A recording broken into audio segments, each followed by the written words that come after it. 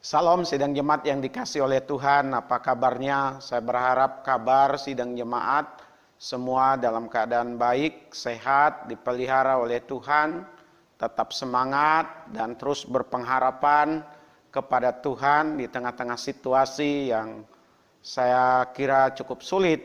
Tidak hanya sekarang tapi juga mungkin beberapa bulan ke depan. Tapi sidang jemaat tidak perlu takut, tidak perlu khawatir karena kita berjalan bersama dengan Tuhan. Kekuatan dan pertolongan kita hanya datang dari Tuhan. Di kesempatan ini saya mengajak sidang jemaat untuk membaca firman Tuhan yang diambil dari Kisah Para Rasul pasal 1 ayat 12 sampai ayatnya yang ke-14. Saya akan bacakan untuk kita sekalian. Maka kembalilah rasul-rasul itu ke Yerusalem dari bukit yang disebut Bukit Zaitun, yang hanya seperjalanan sabat jauhnya dari Yerusalem. Setelah mereka tiba di kota, naiklah mereka ke ruang atas, tempat mereka menumpang. Mereka itu ialah Petrus dan Yohanes, Yakobus dan Andreas, Filipus dan Thomas, Bartolomeus dan Matius, Yakobus bin Alpeus dan Simon, orang Zelot, dan Yudas bin Yakobus. Mereka semua bertekun dengan sehati dalam doa bersama-sama dengan beberapa perempuan serta Maria, ibu Yesus, dan dengan saudara-saudara Yesus. Sidang jemaat yang dikasihi oleh Tuhan, kita melihat dari bacaan ini bagaimana para murid setelah menyaksikan peristiwa terangkatnya atau naiknya Yesus ke sorga, mereka kembali ke Yerusalem. Setelah mereka ada di Yerusalem, mereka menuju tempat ruangan di mana mereka biasa berkumpul. Lalu di sana mereka berdoa. Nah, sidang jemaat yang dikasihi oleh Tuhan, dari bacaan ini saya memberi tema untuk kita sekalian, sidang jemaat, yaitu terobosan rohani. Kita belajar dari para murid ini mengalami terobosan rohani yang luar biasa, sidang jemaat, setelah peristiwa kenaikan Yesus Kristus ke sorga. Nah, rupanya sidang jemaat, terobosan rohani itu tidak terjadi begitu saja. Terobosan rohani memerlukan tindakan nyata dari setiap orang atau setiap pribadi, setiap jemaat. Tanpa ada tindakan nyata dari para murid, dari kita, jangan pernah berharap terjadinya terobosan rohani. Bukankah terobosan rohani itu merupakan harapan kita, keinginan kita, kemauan kita, kerinduan kita, sidang jemaat. Raihlah terobosan rohani itu, hiduplah dalam terobosan rohani itu, maka kita akan melihat bagaimana kita akhirnya sanggup menjalani kehidupan ini. Kita akan ditemukan dalam kesetiaan sampai akhir. Sampai kita menghembuskan napas kita. Kenapa? Karena kita mengalami terobosan rohani dalam kehidupan kita. Apa tindakan nyata dari terobosan rohani ini, sidang jemaat? Kita bisa melihat di ayat yang ke-12. Para murid ini menunjukkan ketaatannya kepada Tuhan. Yaitu di mana mereka kembali ke Yerusalem. Sidang jemaat, ini kaitannya dengan pasal 1 ayat yang ke-4. Mereka kembali ke Yerusalem atau menuju Yerusalem itu menunjukkan mereka orang yang taat. Ayatnya yang ke-4 maksud saya, pada suatu hari ketika ia makan bersama-sama dengan mereka, ia melarang mereka meninggalkan Yerusalem dan menyuruh mereka tinggal di situ menantikan janji Bapa. Setelah mereka menyaksikan Yesus naik ke sorga, mereka kembali ke Yerusalem karena ada permintaan Tuhan. Ada permohonan Tuhan Yesus kepada mereka. Mereka taat, sidang jemaat. Tanpa ketaatan, sidang jemaat, jangan pernah berharap terjadi terobosan rohani. Karena mereka ini taat, para rasul ini taat, murid-murid ini taat. Mereka mengalami apa yang dijanjikan, yaitu di mana Roh Kudus turun atas mereka. Dan mereka melakukan hal-hal yang luar biasa. Dan setelahnya, sidang jemaat, Mereka begitu semangat dalam penginjilan. Mereka banyak mengadakan mujizat-mujizat. Mereka banyak memenangkan jiwa. Mereka kuat sekalipun diperhadapkan dengan tantangan, pelarangan, penganiayaan sidang jemaat. Karena ada roh Tuhan, ada roh kudus di dalam diri mereka. Roh kudus mereka alami. Roh kudus ada dalam diri mereka. Karena mereka diawali dengan ketaatannya kepada Tuhan. Kalau seandainya mereka setelah melihat, menyaksikan peristiwa kenaikan Tuhan Yesus ke sorga, tidak kembali ke Yerusalem, maka sidang jemaat, mereka tidak akan pernah ada di dalam catatan Alkitab menjadi orang-orang yang hebat di dalam ketaatan kepada Tuhan. Tidak akan pernah menjadi orang-orang yang menginspirasi. Tidak akan pernah mengalami keadaan-keadaan yang baik, keadaan-keadaan yang kuat, keadaan-keadaan yang tangguh. Sidang jemaat yang dikasihi oleh Tuhan, oleh karena mereka taat, maka Injil disebarkan kemana-mana. Bapak Ibu, mari kita belajar untuk mengalami terobosan rohani, harus ada ketaatan.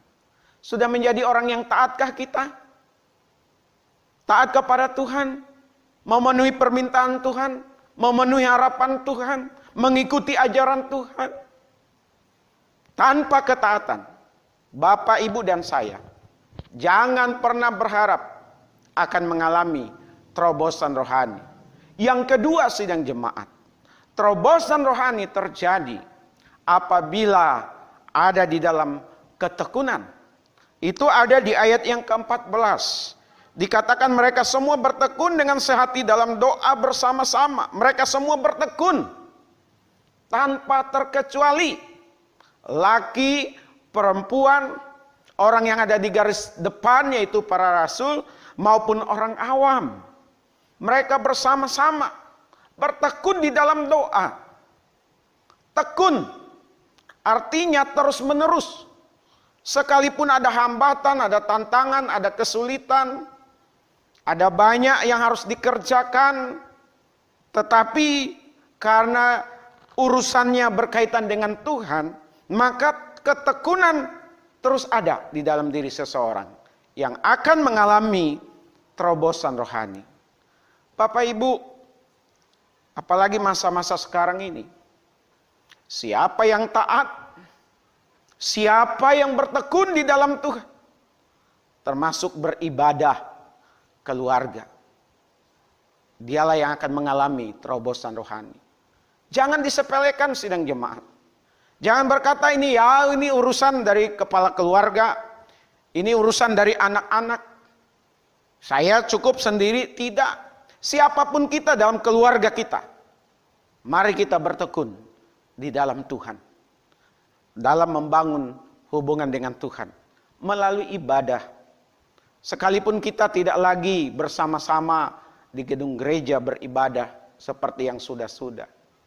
Kalau kita ada ketaatan, kita ada ketekunan, kita lakukan itu, maka terobosan rohani akan terjadi di dalam kehidupan kita. Bisa jadi Tuhan pakai situasi kondisi seperti sekarang ini sidang jemaat. Tuhan mau pulihkan kerohanian kita. Tuhan mau pulihkan keluarga kita. Kalau keluarga kita dipulihkan, kita dipulihkan, kita bersama-sama dipulihkan. Sekalipun mungkin sidang jemaat tidak ada ibadah lagi seperti yang biasa kita lakukan. Apapun yang terjadi, kita siap. Apapun yang terjadi, kita sanggup. Apapun yang terjadi, kita tetap mengucap syukur kepada Tuhan. Kenapa? Karena kita mengalami terobosan rohani.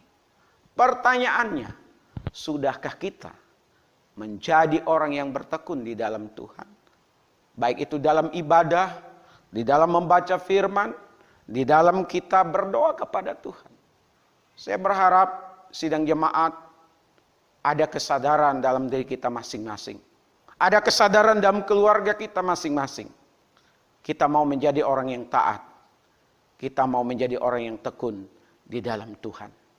Supaya terjadi terobosan rohani di dalam kehidupan kita. Tuhan Yesus memberkati kita sekalian. Mari kita satu di dalam doa. Bapa di sorga, kami sudah mendengar kebenaran firman-Mu. Kami rindu sama seperti para murid mengalami terobosan kerohanian dalam kehidupan mereka. Kami pun ingin mengalaminya dan sungguh-sungguh mengalaminya. Kami diminta ada dalam ketaatan dan ada di dalam ketekunan kepada Tuhan. Terima kasih banyak Bapa di sorga. Jadikan kami sekalian sekali lagi orang-orang yang taat dan orang-orang yang bertekun di dalam Tuhan. Hamba-Mu berdoa untuk kami semua ya Tuhan. Biarlah sidang jemaat-Mu tetap kuat di dalam Tuhan. Tetap ada ucapan syukur kepada Tuhan.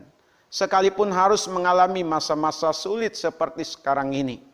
Dan biarlah Tuhan apa yang diusahakan, apa yang dikerjakan, boleh dibuat Tuhan berhasil. Anak-anak semua kami ada dalam keadaan kesehatan yang prima ya Tuhan. Tuhan, kami juga berdoa untuk tetangga-tetangga kami, untuk saudara sebangsa kami. Biarlah saling membantu satu terhadap yang lain tanpa melihat ideologi, tanpa melihat agama, tanpa melihat suku. Pada saat situasi seperti ini, apabila ada yang mengalami kesulitan, biarlah kami saling bahu-membahu, membantu menolong orang-orang yang memerlukannya. Tuhan Yesus, kami juga berdoa di masa-masa sekarang ini, biarlah Tuhan Engkau campur tangan untuk bangsa dan negara kami, terutama untuk pemerintah pusat maupun pemerintah daerah, supaya mereka terus bersinergi memajukan bangsa ini. Kami berdoa untuk penanganan COVID-19. Biarlah Tuhan campur tangan supaya mereka yang dirawat mengalami kesembuhan. Mereka yang ada dalam duka cita, keluarganya ada yang meninggal, biarlah dihiburkan oleh Tuhan. Dan masyarakat dari Sabang sampai Merauke, seluruhnya dari pusat sampai ke pelosok tanah air ini, biarlah sungguh-sungguh mematuhi aturan-aturan yang berlaku. Boleh menjaga diri untuk tidak terjangkit virus corona ini ya Tuhan. Terima kasih banyak Bapa di sorga, rawat sidang jemaat-Mu. Biarlah selalu ada ucapan syukur, ada penyerahan yang penuh kepada Tuhan. Dan terus merindukan Tuhan di dalam kehidupan sehari lepas sehari. Terima kasih banyak Bapa di sorga. Ini doa kami di dalam nama Tuhan Yesus. Kami berdoa dan mengucapkan syukur kami. Mari sidang jemaat kita bersama-sama mengucapkan doa Bapa kami. Bapa kami yang di sorga, dikuduskanlah nama-Mu. Datanglah kerajaan-Mu, jadilah kehendak-Mu di bumi seperti di sorga. Berilah kami pada hari ini makanan kami yang secukupnya, dan ampunilah akan kesalahan kami, seperti kami mengampuni orang yang bersalah kepada kami. Dan janganlah membawa kami ke dalam pencobaan, tetapi lepaskanlah kami daripada yang jahat. Karena Engkau yang punya kerajaan, dan kuasa dan kemuliaan sampai selama-lamanya. Sidang jemaat milik Tuhan, kekasih-kekasih dari Tuhan Yesus, arahkanlah hati dan pikiran dan terimalah berkat yang daripada Allah. Adapun kasih karunia dari Bapa kita di sorga, damai sukacita di dalam Tuhan Yesus, pimpinan penghiburan pengajaran dari Roh Kudus, menyertai kita sekalian hari ini, besok, bahkan sampai selama-lamanya. Haleluya. Amin.